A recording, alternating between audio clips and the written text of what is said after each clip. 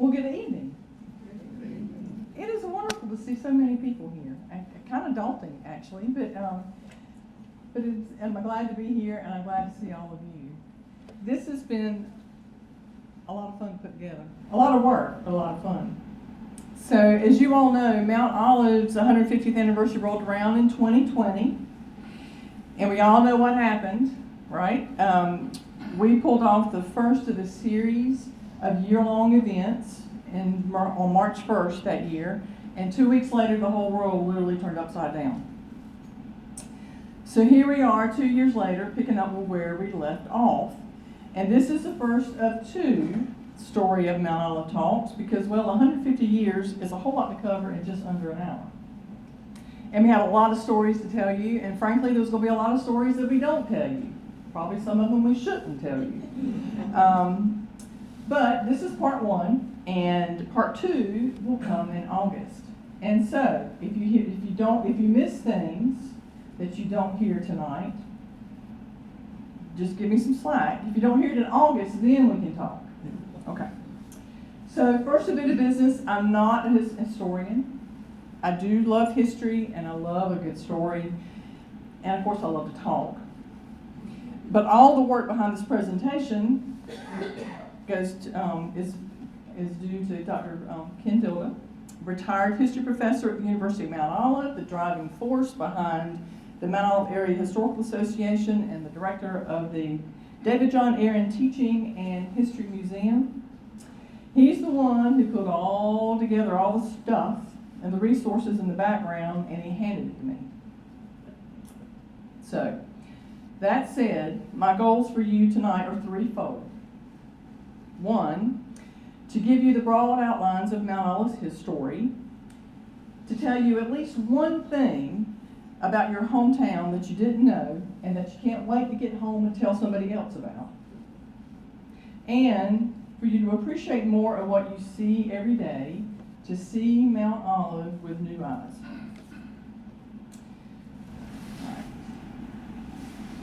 Now, we mark the 150th from the time that the town was incorporated on March 1st, 1870. But the reality is Mount Olive did not magically appear on that day.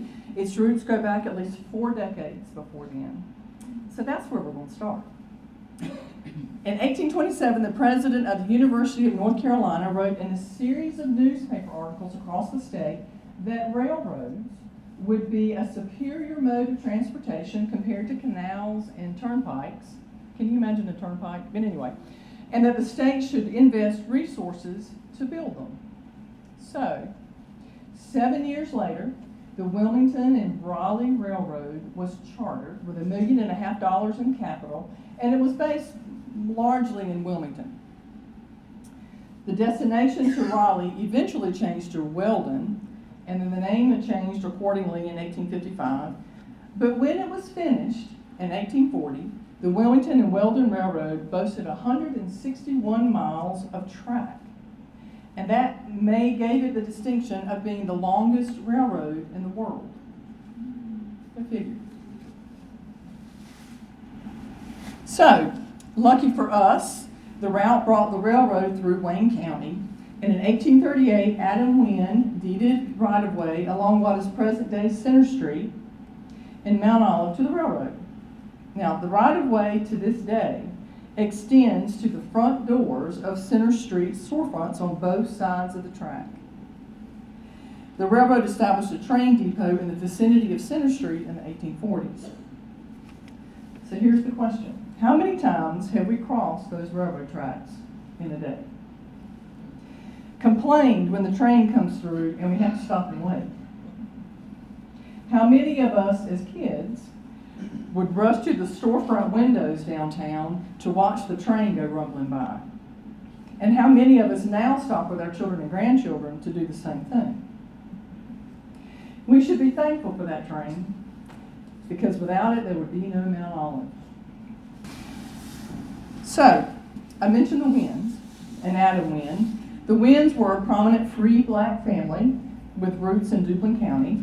They obtained their freedom sometime before 1834, and by 1836, they owned a substantial bit of land in the Mount Olive area. In March 1838, Adam Wynn Sr. sold the right-of-way, what is now Center Street, to the Wilmington and Raleigh Railroad for $19. He was a reluctant seller. The previous November and February, the railroad had appealed to the Wayne County Court of Pleas and Quarter Sessions to force him to sell, as construction of the railroad was nearing Wayne County. And of course he did. And a few years later, in 1853, the family sold additional land to the railroad to widen its right-of-way and to build a depot. The Wynns were well regarded in both the black and white communities of the day. Adam Wynn was among the town's first magistrates, or early magistrates. His sons Levi and Charles were blacksmiths, the first and only blacksmiths in Mount Olive for a time. Records indicate that the Wynns themselves also owned slaves, for the names of 3 were included as collateral for a loan. But the Wynn family produced farmers, teachers, and preachers, as well as tradesmen. Washington Wynn donated land on Smith Street in 1878 for the Wynn Chapel Church, where he was the first pastor, and the land next door to the church in 1880 became the site of the first school for African American children in southern Wayne County. With a depot in place, Benjamin Oliver, who was a resident of Duplin County and a devout son of a Baptist minister, teamed up with William Pollock to build a store near the railroad tracks. When the U.S. Postal Service decided to place a post office near the depot, the place needed a name. Oliver is credited with naming the town in a conversation with a representative of the railroad. Oliver Station was suggested, kind of in keeping with what was done with Faison and Milton and some of the other places. But Oliver was a bit modest, I guess, and somehow the name Mount Olive, after the biblical Mount of Olives, came up in the conversation, and so the name stuck. It was Oliver's son-in-law, Dr. Gideon Monroe Roberts, who encouraged development in the area. Roberts sold 4 acres of land to Oliver, Joel Lofton, Daniel Carnegie, David C. Maxwell, and A.H. Humphrey. From those first 4 acres, the town was laid out in 1854. Roberts was the first town's physician and postmaster. He built a first home in 1853, and he later built a grander home for his wife Mary in 1860, the Elms, which is located on East James Street. So in the mid-1800s, turpentine was a big local industry, thanks to the plentiful longleaf pine that was still in the area. By 1860, southern Wayne County had 5 turpentine stills, producing thousands of barrels of turpentine and associated naval stores. Coopers made and repaired the barrels, another staple of the day, and blacksmiths, of course, kept all the horses in shoes, among other things. So pictured above is the Oliver Summerlin Buggy Works, located at the southeast corner of John and Center Streets. It's across the street from the Baptist church. It was on the Baptist church on the other side. This brick structure replaced a wooden building on the same site. Oliver Summerlin ran the business with his sons George and Matt, building and repairing buggies and wagons, and also offering blacksmithing services. By 1912, Matt Summerlin was selling Fords. Mount Olive also had its own liquor distiller, Micah J. Patterson. This area, southern Wayne County, was actually known for its brandy, ciders, and liquors. And then, of course, there was agriculture of the day, propelled by the plantations and smaller farms in the surrounding areas. Plantation family names included Carnegie, Williams, Roberts, Peel, Cobb, Lofton, Flowers. These families and farms traded in the village of Mount Olive. So by 1862, Mount Olive had about 100 residents, and many of the men fought as part of the Confederate troops. And Dr. Roberts himself was an Army surgeon or Army physician. And December 1862 was the first visit when the Union troops raided Mount Olive during the Battle of Whitehall at Seven Springs. Soldiers burned the depot, cut the telegraph line, tore up the railroad tracks in places, generally made a nuisance of themselves. And then the war came back to Mount Olive in 1865, in March, after the nearby Battle of Bentonville, Sherman's troops arrived in Wayne County. 4,000 of them camped around Mount Olive for a period of time between March and April. The largest camp of soldiers was where the University of Mount Olive's dorms are now located. 2 local homes on East James Street, the Elms, which I had just mentioned earlier, which is the current home of Karen and Kenny Moore, and the Oaks, which is pictured here, and that's the current home and office of CPA Bobby F. Herring. Both of those homes were used as hospitals during the Union's soldiers' stay. And you'll find a Civil War Trails marker depicting Mount Olive's Civil War experience in the parking area of the Mount Olive Fire Department. So we get through the Civil War, and a few years after, it's time for incorporation. So when Mount Olive was incorporated by the state of North Carolina on March 1st, 1870, the city limits encompassed a half-mile square, and only 2 streets were named: Railroad, which is now Center, and Main. So 4 of the town's existing houses were present: the Elms, the Oaks, the R.J. Sutherland House, which is pictured above, and that is the Mount Olive Housing Authority now, which is right across the street here from Steele Memorial, and the first Dr. Gideon Monroe Roberts home on the northwest corner of Church and James. The Roberts House is believed to be the first one in town, built around 1853, and the only organization in existence by 1870 was the Mount Olive Masonic Lodge, number 208, which was founded in 1858. But that year, the town had 26 residences, 2 turpentine mills, 2 saloons, a town jail, a drugstore, a cotton gin, a meat market, a railroad depot, a school and lodge hall, 8 general stores, and a church. Well, the church was First Baptist, organized in 1863. The second oldest church in Mount Olive is Northeast Chapel, Original Free Will Baptist, and it was organized by members of the African American community on East James Street in 1865. It was not technically in the city limits at the time. And then First United Methodist Church was organized the same year the town was incorporated in 1870. All right, the first town council. So you see the names: Pollock, L.G. Pearsall. Yes, I think there's some connection there. I'm not exactly sure how. R.J. Sutherland, J.C. Eason, Oliver Summerlin, the buggy maker. And then the first magistrate or mayor that was appointed by the town council was William Broadhurst, and the first police commissioner was J.C. Eason. Now, they did things a little differently back then. Elections were set every year on the first Monday in January, and the elected commissioners appointed the magistrate. Will Oliver, who was the grandson of Benjamin Oliver, he described early election days.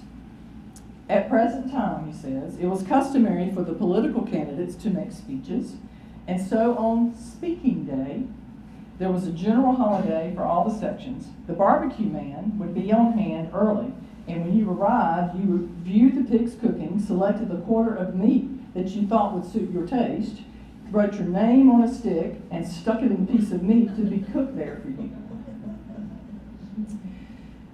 And then he goes on to describe lots of alcohol and fighting matches for entertainment. And we think our politics are a little rowdy. So just a note about William Pollock. He was Canadian and a tailor by trade. He first worked for Benjamin Oliver making clothes for Oliver's slaves on his plantation. He and Oliver, of course, were also business partners, but Pollock later owned his own store, and Pollock Street is named for him. He provided the land for the street and wanted it laid out wide enough to accommodate streetcars. Now that's a man of vision. So after the Civil War, obviously the economy and agricultural economy transitioned from the slave plantations to tenant farming. And by the late 1880s, Mount Olive's economy was expanding from the naval stores and turpentine distilleries to agricultural commerce. Many commodities grew well here, and the railroad facilitated the growth. Rice was grown here in swampy lowlands and sold in Mount Olive for a time. Is anybody surprised that we could grow rice in Mount Olive? Okay. Cotton and corn were the money crops, and farmers brought their cotton into town to sell it at market. And then came the strawberries, first brought here by W.S. Cheney and a friend named Mr. Speakman in 1872. They invited J.A. Westbrook, a nurseryman from Greensboro, to settle here in 1880.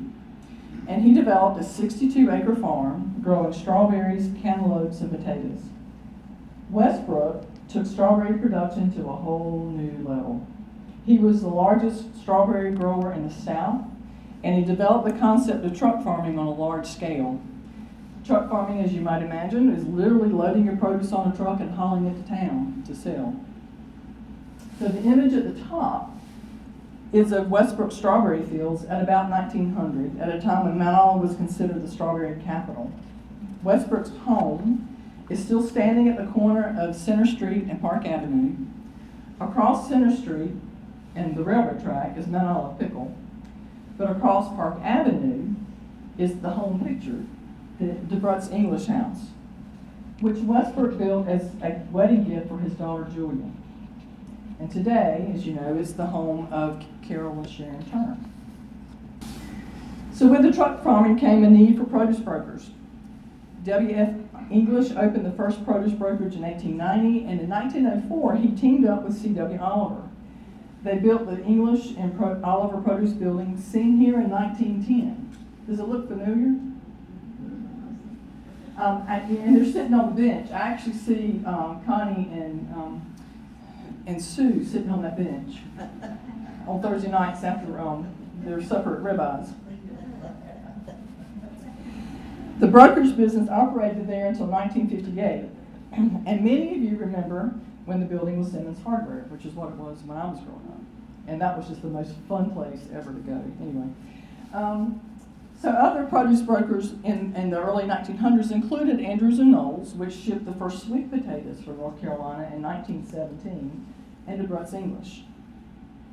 Reports in 1907 indicated that 60,000 barrels of Irish potatoes, 6,000 to 7,000 bales of cotton, and 60,000 to 70,000 crates of strawberries came through Mount Olive annually, and it all shipped out by train.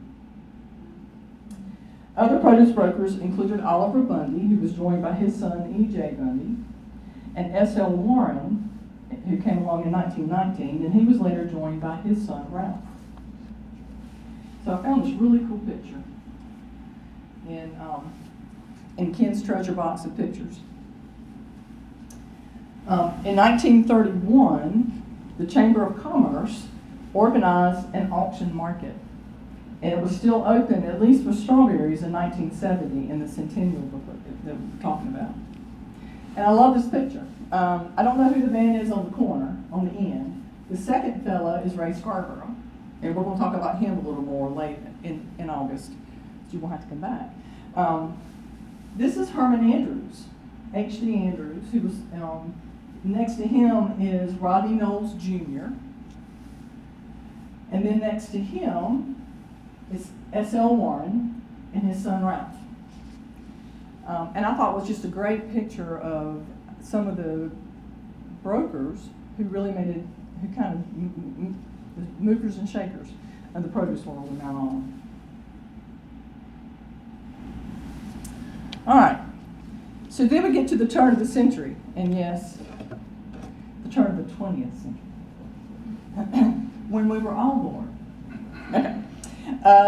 The prosperity of Mount Olive at the turn of the century, fueled largely by truck farming and the produce markets, is evident in the grand houses, the businesses, and the institutions that came into being in the first 3 decades of the year.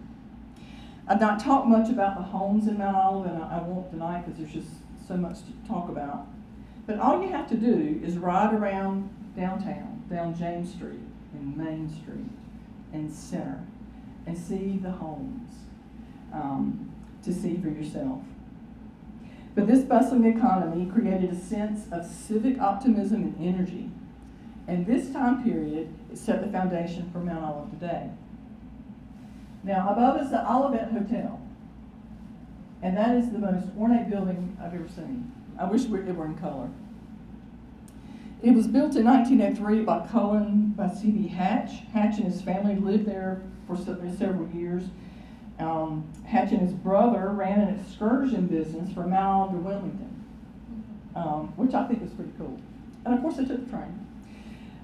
The hotel, unfortunately, was torn down in 1948, but to make way for the Henderson Crumpler Clinic. And that building still stands at the corner of John and Senate.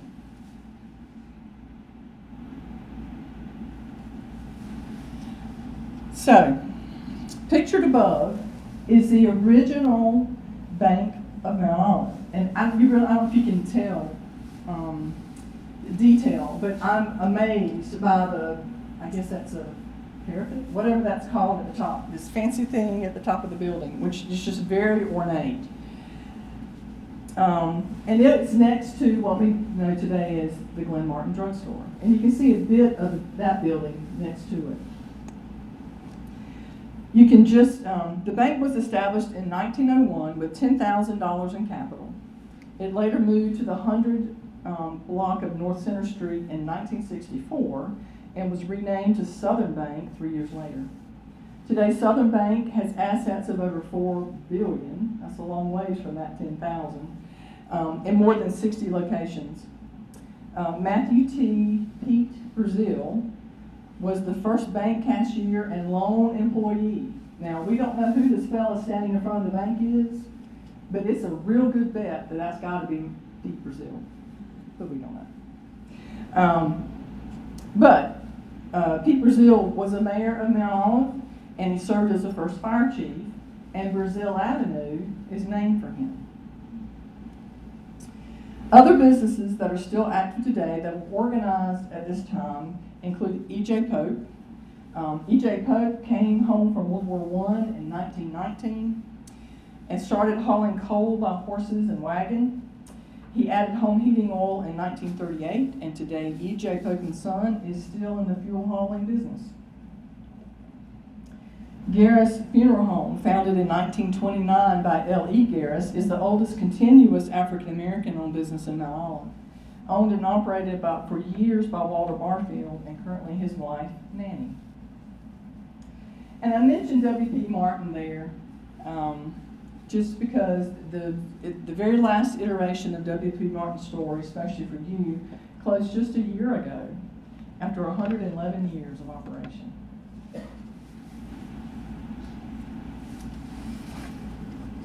Now we're to the slide that we could start talking, and we would literally be here all night, but I'm going to keep it to one slide. One big result of the local produce business and a wonderful example of a civic enterprise that really permeated Mount Olive's business climate is the Mount Olive Pickle Company. And there were bumper crops of cucumbers. Lots of things grew well here. Cucumbers grew well here, but there wasn't much market. And there were all these cucumbers are rotting in the field. So Shukri Badur, who was a Lebanese immigrant from Goldsboro, said, we ought to do something about that.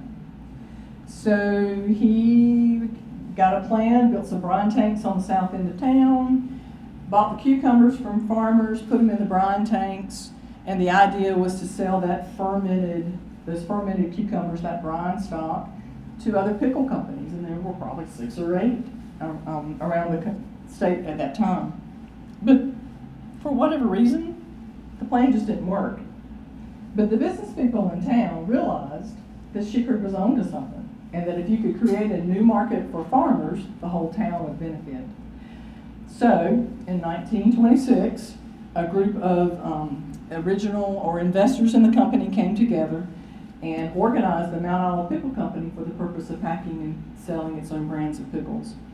There were 37 original investors in the company that first year, including J.A. Westbrook, who sold the company its first acre of land across the railroad track from his house in exchange for a $100 share of stock. So that group were the merchants and business owners, physicians, prominent farmers, railroad men, the insurance man, I.F. Witherington, ran the pickle company as secretary-treasurer out of his office downtown for the first 25 years. And his office is what we now know as the Craft Building on James Street. And I have a sign of that Craft Studio sign, but anyway, a picture of it. But all these folks saw the pickle company as a community stock proposition. If it worked, great. And they weren't sure that they would have success. But they saw it as a way to improve the local economy. And they were hands-on and they were very practical. One of my favorite stories is that the directors would go down to the plant at night after supper to glue labels on jars, including Mr. H.M. Cox, who was one of the local bank presidents. So I had images of him in his shirt sleeves, gluing labels on jars. But from $19,000 in capital and a 3,600 square foot building, the company today has grown and manufactures the best-selling brand of pickles, peppers, and relishes in the country. I think the founders would be pleasantly surprised and quite pleased.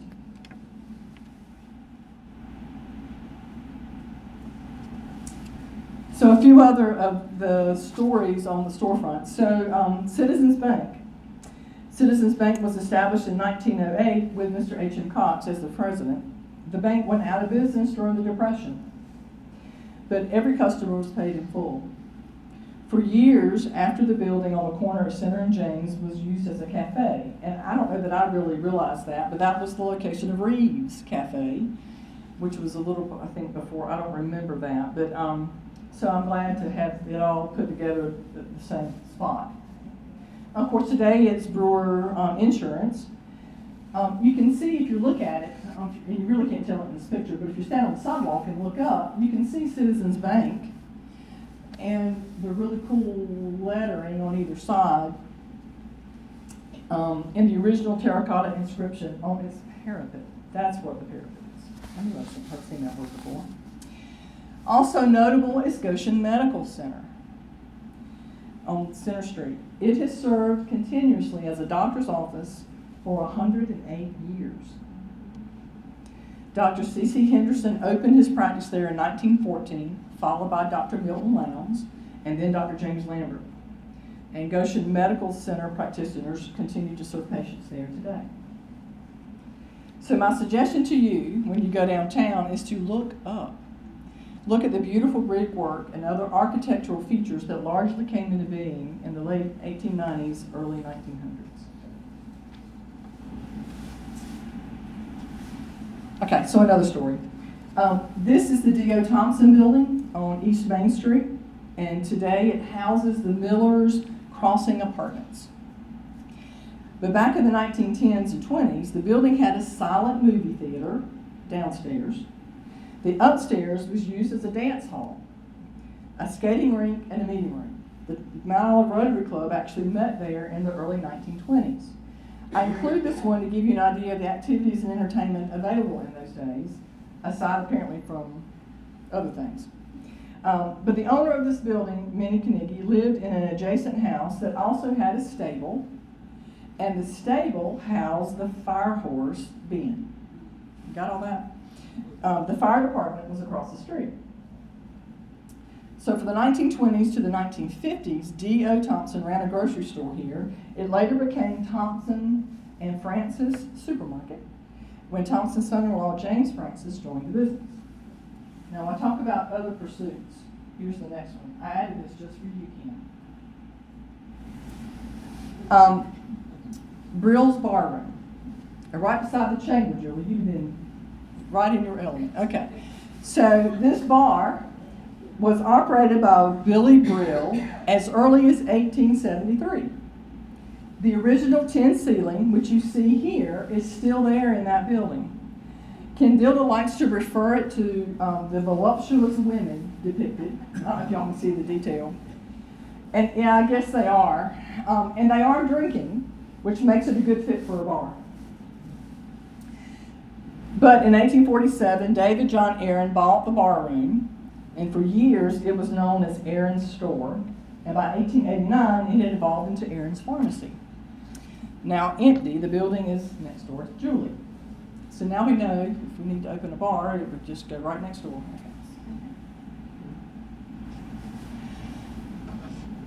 Mount Olive had a large number of civic and cultural organizations in the early 1900s. The Women's Club dedicated the World War I memorial fountain pictured here, or the Great War Memorial, in 1920. Originally located in front of the Flowers Wooten Holmes House at James and Center, it was moved to its current location in the middle of the 100 block of North Center in 1978. It is a dual-purpose fountain, a drinking fountain on the sidewalk, which is what you see on this side, but on the other side, on the street side, it was a trough for horses and mules. Has anybody ever noticed that or paid attention to it? But among the organizations that were established during this time that are still active today, and there's a list of course, we talked about the Masonic Lodge, the 20th Century Club, which is very much alive and well because I hosted them a week or two ago in our new boardroom at the plant. It is the oldest continuous literary and book club in Wayne County and one of the oldest in North Carolina. And there's a list of things that they kind of supported, and opening a reading room in 1904. They sponsored tennis courts in 1905. Scotty, was right down your alley.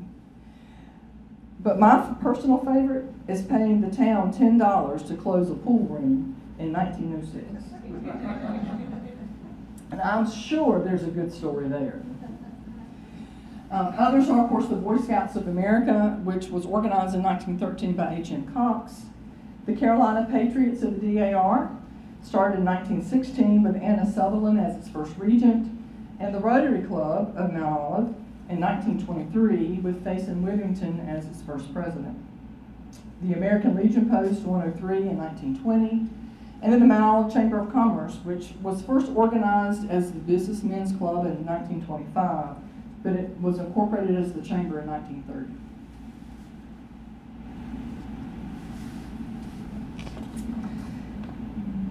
So the Mount Olive Fire Department was organized in 1904 after a series of devastating fires downtown. Actually, Town Hall and the Mount Olive Tribune were among the businesses affected. In fact, most of the town's records for the first 36 years were lost in a fire. The first fire chief, as we said earlier, was Pete Brazil from 1904 to 1922. The pictured above are volunteer firefighters in the early 1920s in their fire wagon. Chief George Summerlin is holding on to the horse. And we think the horse's name is Ben or Sam, and we weren't sure which it was, so we're just going with Ben. And so Ben was a really great fire horse, and he loved his job. And remember, he lived in the stables across the street from the fire department. When he heard the fire bell, I mean, they still talk about this horse. When the horse heard the fire bell, he was on it. He was ready to get hitched to the wagon and go screaming through town with the fire wagon. Well, when the department bought its first gas-powered truck in 1926, also pictured above, the town reassigned Ben to pull the town's garbage wagon. Well, the first time the bell went off and he was attached to the garbage wagon, you know what happened. He took off with the fire station and scattered garbage all over town. He was retired to a nearby farm after that. Poor Ben. Members of the fire department restored old number 75, and I know y'all have seen it in parades and other events around town, which I think is really cool. And it's called Old Number 75, by the way, because that's the name on the number on the engine. I just learned all kinds of fun stuff. All right. The Mount Olive Graded School, 1906. Does it look kind of familiar? Yeah. It served children in grades 1 through 11. And I think that is a very grand building. And certainly it was, it showed off the community's prosperity to have such a fine brick building for school. It was constructed in the 200 block of North Brazil, of course at the present site of Mount Olive Family Medicine. When Mount Olive High School opened in 1925, the graded school served as an elementary school until 1953, when Mount Allen Junior College, now the University of Mount Olive, bought it and used it for all its operations until 1965, and the building remained in use by the university until 1994. Before this school, other schools existed in town. In fact, College Street is so named because the high school was once located on College Street in the 1890s, and that was way before the University of Mount Olive came along.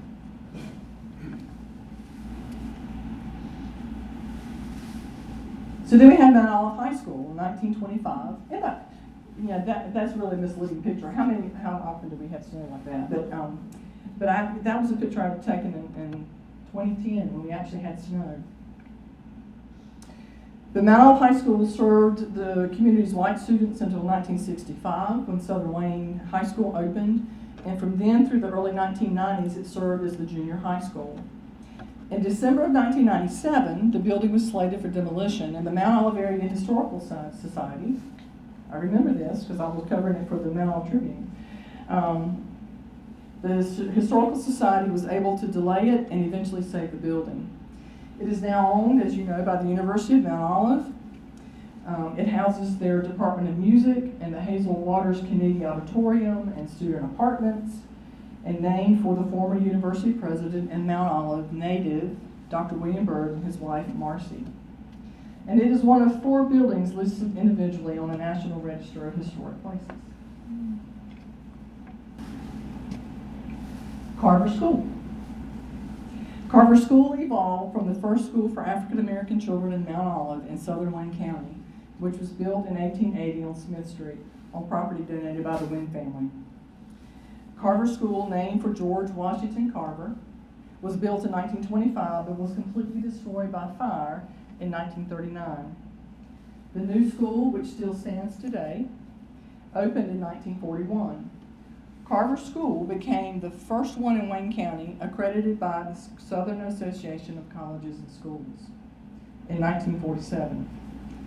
The last graduating class there was the spring of 1970. That following fall, Carver became Carver Elementary School as Wayne County schools experienced total integration of black and white students. And the new Carver Elementary opened in 1997 on Old Seven Springs Road. Today, Carver School is owned by the town of Mount Olive and is known as the Carver Cultural Center, home to the Carver Alumni Friends Association, ADLA, the Wages Head Start Program, and Men of FIC.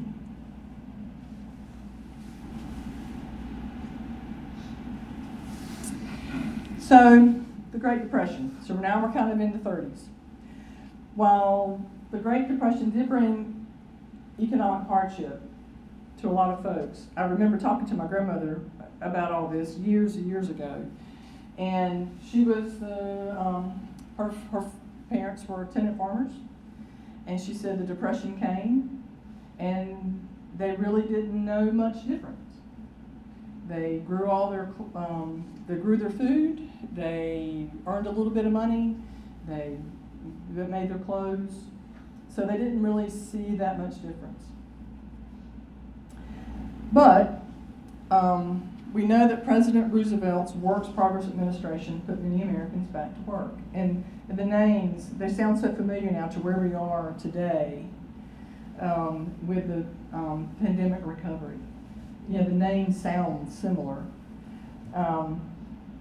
But the WPA program was certainly evident in Mount Olive back in the 30s. And so my own grandparents married in December of 31, and soon after they were expecting a baby. Work was beginning on the new Mount Olive post office, and my granddaddy, Charlie Pearsall, got a job as a laborer for the post office. And he saved up the money he earned to be able to pay the doctor for my uncle's delivery. The building was used as a post office until 1993. And it is one of the 4 individual properties on the National Register of Historic Places. and it's now owned by local attorney Bob Rice, and it serves as his law office and that of fellow attorney John Edwards. And it is arguably Mount Olive's finest building. I used to love to go in there. It was a post office. All right, so Steele Memorial was another WPA project. The idea for the library was Dr. William Calvin Steele. He was a beloved physician who practiced here in Mount Olive from 1895 to 1933, and he started in the early 1930s to champion a public library for the community. He died before the library could be constructed. His zeal, however, for the library carried forward. The library was built with funds from the North Carolina Emergency Relief Administration, part of the Federal Works WPA, and from a fundraising campaign by local residents. It was dedicated on April 25th, 1935, and the library was named in Dr. Steele's honor. I can remember loving to go up and down and play on those steps, and when my mother would go to the library when I was a kid, and I can remember my son Jordan climbing up and down the bookcases inside the building. But now, of course, it's owned by the town of Mount Olive, and it's the North Carolina Driver's License Office. The library, as y'all know, has had 3 homes, and each move has involved a local fundraising campaign, including this one, where we are tonight. And coincidentally, Dr. Steele's house stood on the spot where the library is now located. Ain't that cool? I realize that I promised I'd take you all the way to 1945 through World War II. But we're going to stop right here for a couple reasons that I won't go into. But I promise you that we'll pick up where we left off when we do this again in August. And if you forgot something about what we talked about tonight, just check out the fabulous mural, 150th anniversary mural on Center Street. It covers a whole lot of history in one spot. In the meantime, I hope you've learned a few things that you didn't know, and that you see your hometown with fresh eyes. Mount Olive's history is wonderfully diverse, with all sorts of lessons for us today. Resilience, optimism, ingenuity, hard work, vision. It's a legacy and a town worth the efforts of preservation and investment that all of us can make. We have a proud past, one that we can and should build upon for the future. So we do have schedules for upcoming Mount Olive History Celebration events, so check that out and stay tuned for more. Thank you.